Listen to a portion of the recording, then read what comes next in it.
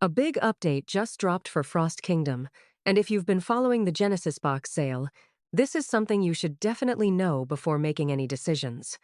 Just a few days before the global launch on July 23rd, the Frost Kingdom team officially updated the RDIA Tokenomics.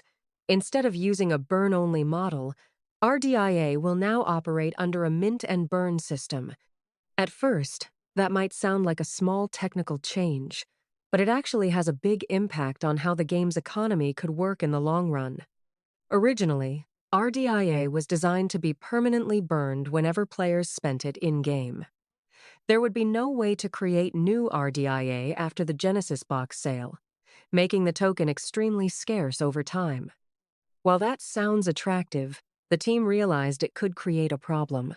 Frost Kingdom includes a stake-to-earn system that shares 5% of the game's revenue with players who stake RDIA.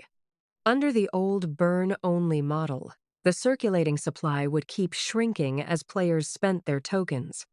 Over time, more staking rewards would end up concentrated in the hands of a small group of early holders, making it much harder for new players to participate.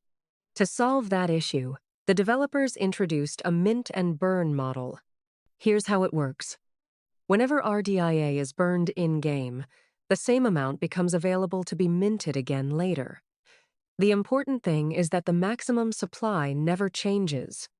RDIA is still capped at 500,000 tokens, and once that cap is reached, no additional tokens can be created unless existing ones have already been burned. In other words, burned tokens create room for future minting, but the total supply can never exceed the original limit. According to the team, this creates a healthier economy because it allows new players to enter the ecosystem while still maintaining scarcity through the fixed supply cap.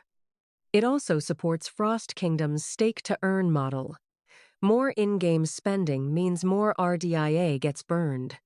More burned RDIA creates room for future minting, while higher player activity also generates more game revenue.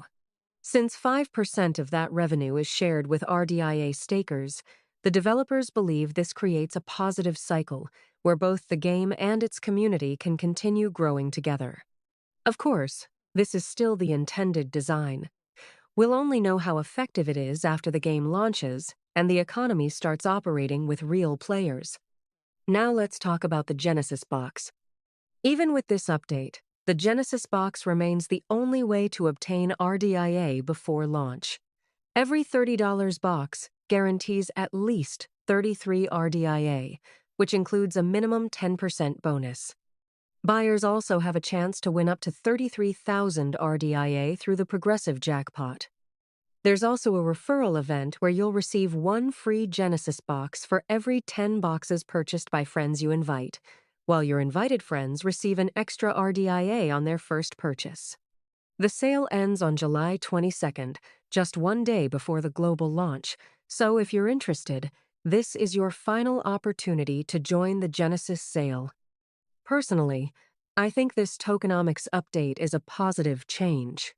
Instead of rewarding only the earliest holders forever, the mint and burn model gives future players a chance to join while keeping the overall supply fixed.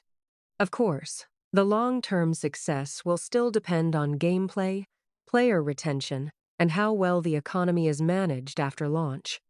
As always, this video is for informational purposes only and not financial advice. If you'd like more updates on Frost Kingdom, RDIA, and the cross ecosystem, don't forget to subscribe. Thanks for watching, and I'll see you in the next video.